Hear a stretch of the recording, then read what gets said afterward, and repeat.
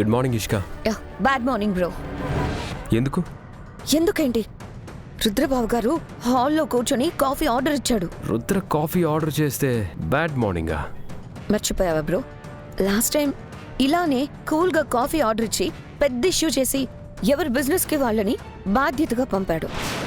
ఇప్పుడు ఏ ప్లాన్తో కూర్చున్నాడో ఏంటో. ఆ విషయం చెప్పాలని టెన్షన్తో నేనొస్తే నువ్వేమో కూల్గా రెడీ అవుతున్నావు. ఎక్కడికి వెళ్తున్నావు? ఇవాళ నుంచి సూపర్ మార్కెట్ నేనే చూసుకోవాలి కదా ఇష్క, అందుకే రెడీ అవుతున్నాను. నువ్వు సూపర్ మార్కెట్కి వెళ్ళడం ఏంటి బ్రో? ఎవరున్నారు? ఇప్పుడు జరగబోయేది అదే కదా ఇష్క. శకుంతలత్తయ్య ఆ బాధ్యత నాకే అప్పగించి నువ్వే చూసుకోవాలంటుంది. రుద్రబావ అడ్డుపడతాడేమో. అడ్డుపడితే నిన్న ప్రేమీలకు ఇచ్చినట్లే తనకి ఫుల్ క్లాస్ తీసుకుంటుంది. అంతేగాని రుద్ర మాట నెగ్గనివ్వదు, ప్రేమీలని బయటికి పంపదు.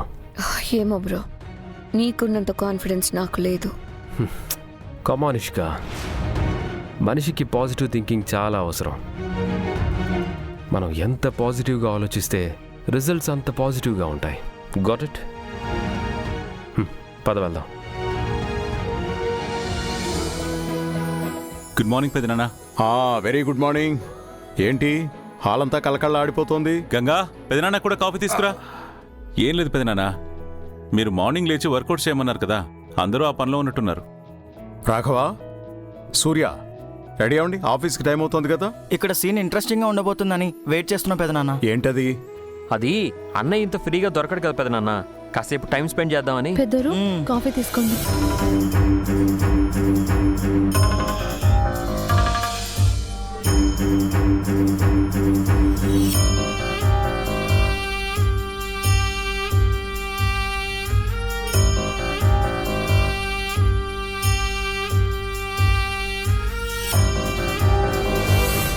రుద్ర కూల్గానే ఉన్నాడు కదా ఇష్క, ఎందుకంత బిల్డప్ ఇచ్చావు? రుద్రబావ సైలెన్స్ లో కూడా వైలెన్స్ కనిపిస్తుంది నాకు. ఓవర్ థింకింగ్ మానుకో. Today is mine.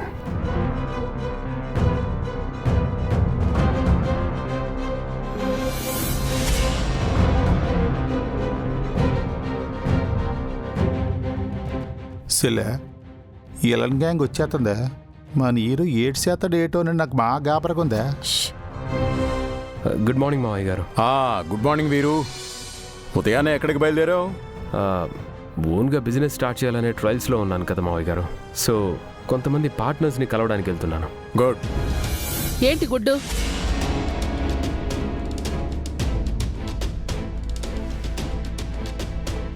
ఏమంటున్నావు వీరు? నువ్వు బిజినెస్ స్టార్ట్ చేయడానికి పార్ట్నర్స్ కోసం వెతుక్కోవాలా? ఏం అక్కర్లేదు.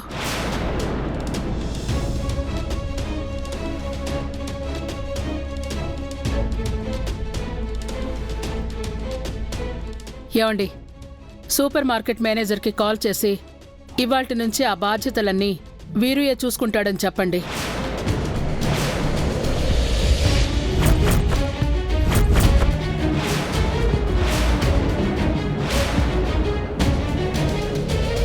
ఏమంటున్నావు శకుంతల?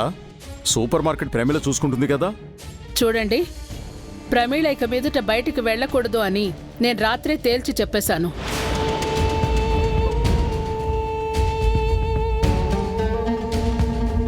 మళ్ళీ దాని గురించి డిస్కషన్ పెట్టి మన మధ్య ఆర్గ్యుమెంట్ తీసుకురాకండి.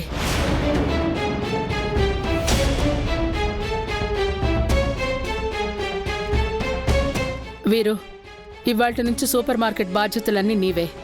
అత్తయ్య గారు ప్లీజ్, నేను మీ మాట కాదంటున్నాను అనుకోకండి. మీ ఫ్యామిలీ బిజినెస్ని టేక్ ఓవర్ చేయడం నాకు ఇష్టం లేదు. మీ ఫ్యామిలీ ఏంటి వీరు? ఇది నీ ఫ్యామిలీ కాదా? ఈ కుటుంబం పట్ల నీకు బాధ్యత లేదా? అలా కాదు అత్తయ్య గారు.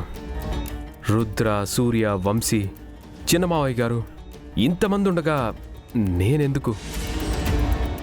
ఇదివరకట్లాగానే రుద్రబావ చూసుకుంటాడులేండి. వీరు, నేను నిన్ను సలహా అడగలేదు, నా నిర్ణయం చెప్పాను.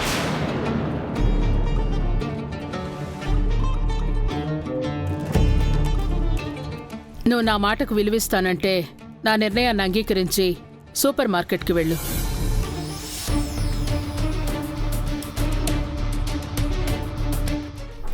మీరంత మాట అన్న తర్వాత నేనెలా కాదంటాను?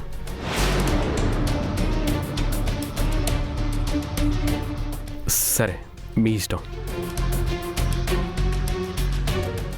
కానీ మావయ్య గారు కూడా మనస్ఫూర్తిగా అంగీకరించాలి.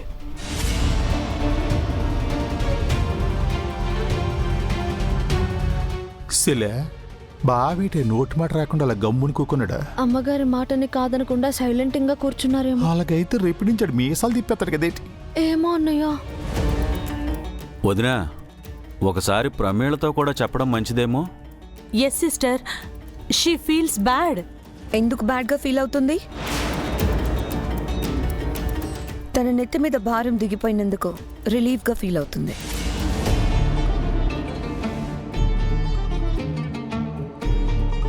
అత్తయ్య గారి డిసిషన్ చాలా కరెక్ట్. బ్రో, మీరు సూపర్ మార్కెట్ రెస్పాన్సిబిలిటీ తీసుకోండి. ఇషిక, అది పెద్దవాళ్ళు డిసైడ్ చేస్తారు. నువ్వెందుకు మధ్యలో మాట్లాడుతున్నావు? పెదనాన్న, మీరే ఆలోచించి చెప్పండి. నేను ఒకసారి ప్రమీలతో మాట్లాడాలి. అవసరం లేదు.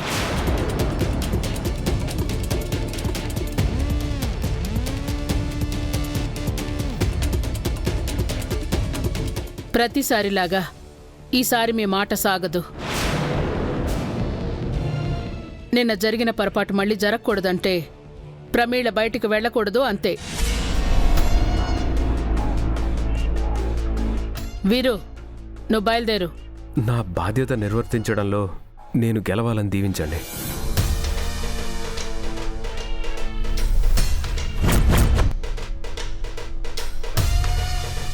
ఆల్ ది బెస్ట్ వీరు. వెళ్ళొస్తాను అత్తయ్య గారు.